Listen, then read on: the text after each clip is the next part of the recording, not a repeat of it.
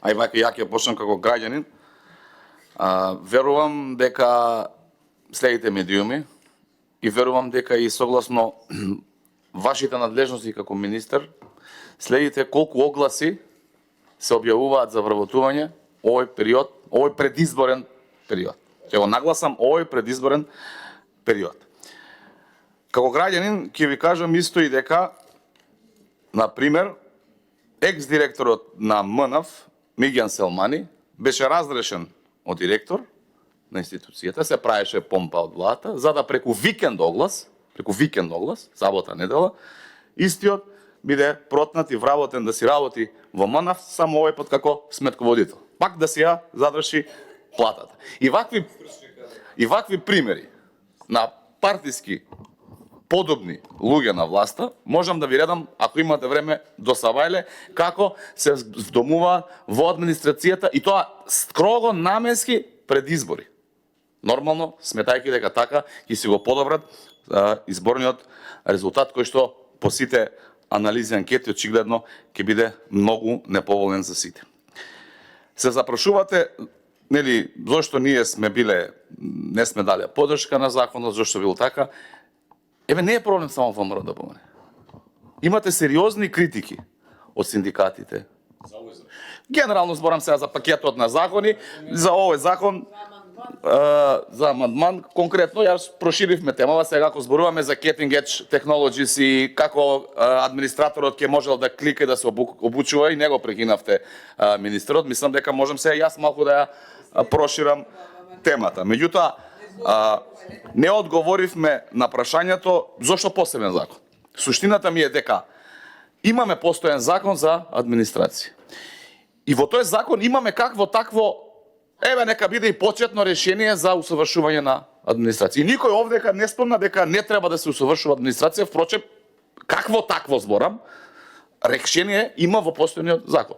Лошо е, сте го навеле во извештајот дека не е добро, окей, се сложувам. Меѓутоа, знаете што е проблемот?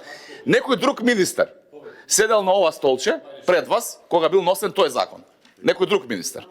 И тој ист министер, кога го бранел овој закон, исто како вас вака, носел одредени извештаи од претходно дека немало, па зборувал за Cutting Edge Technologies, па зборувал за обуки нови, па зборувал како администрацијата ќе биде перфектна, па зборувал како ќе се усовршува, па како ќе ги наградувал тие што ќе биде подобри. И сме се изнаслушале во ова собрание прекрасни говори во делот на реформа на администрацијата и генерално и во делот на неформално образование и усовршување на администрација. Меѓутоа, знаете кај е проблемот? Проблемот доаѓа потоа во имплементација на законите. Проблемот доаѓа потоа, проблем со кој што и вие сте соочивте лично, како министер, кога моравте да најавувате оставка како министер, доколку не ви ги стават законите на дневен ред. Проблемот доаѓа утре кој ќе биде директор на таа агенција. Проблемот доаѓа утре како ќе бидат спроведувани тие обуки. Проблемот доаѓа утре како ќе бидат сегрегирани луѓето, па некои ќе имаат веќе решени како што има случај, а некои ќе бидат исклучувани од процесот. Некои ќе добиваат многу поубави обуки кои што се подобни за власт, а некои ќе бидат сведувани на маргините на тие обуки. И тука е проблемот, почитуван министер, на имплементација на сите закони во Република Македонија, конкретно и на овој закон кој што вие вака како замисла, убаво сте го замислили и сте го презентирали. Меѓутоа, почнувајќи од процедурален аспект, како го носите законот, зашто ви наведов експлицитни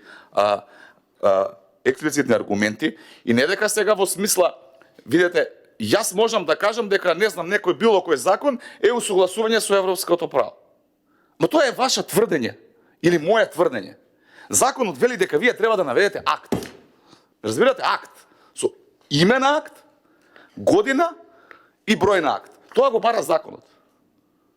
Ваша субјективна е проценка дали овој закон е со усогласување со европски принципи или не е. Тоа е ваше субјективно мислење. Јас како пратеник сакам да ги почитувам законите и процедурите во Република Македонија. Не може комуникација на Европската комисија да биде акт. И не може тој акт да го наведете, а од тој акт сте земале само една 64-тинка. Ништо друго не сте имплементирано за каде ви е дигиталната агенда, каде ви е зелената трансформација. Ништо не сте земали друго од тој акт. Второ, наведувате принципите, односно извештаите на Сигма. Исто така, јас ви тврдам дека има недостаток на клучни работи од тој семеј. Значи, не ги зимате клучните моменти што треба да ги зимате. Од сите овие акти, туку она како на принцип на шведска маса што вас ви се свиѓали што или што вие сметате дека треба да биде. Немате систем за наградување на перформанси. Исто нешто што стои во извештаите на Сигма. За администрацијата. Без разлика ви зборам генерално ги, ама вие проширивте дебата во почитуван министер за све живо и диво. А нема проблем, јас и вие можеме да зборуваме и за тоа, не е спорно. Ама вие ја проширивте дебата, кога почнавте, наместо да дебатираме за делот на забелешките кои што јас ви ги образложив, вие ми ги образлагавте работите кои што јас не ги спомнам и се сложувам. Значи, дали треба администрацијата да се унапредува? Па ја не познавам човек кој што тоа ќе рече дека не е така. Ама вие ме убедувавте дека, а колку имаше министерот? Колку имаше министерот? Па добро е, колку имаше министерот реплика, јас имам толку право на контрареплика.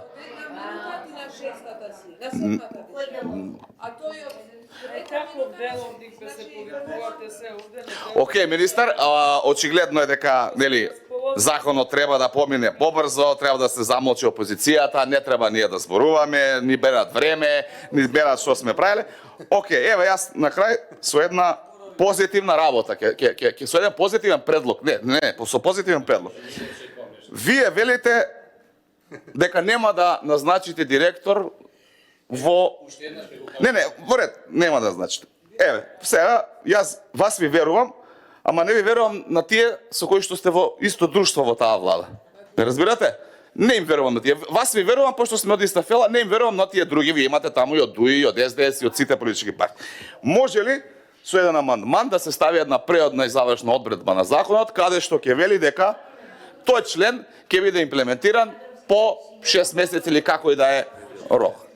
За делот на именување на директор на таа агенција. Ја гледате реакцијата од другава страна? Затоа ви зборам, почитуван министр. Благодарам.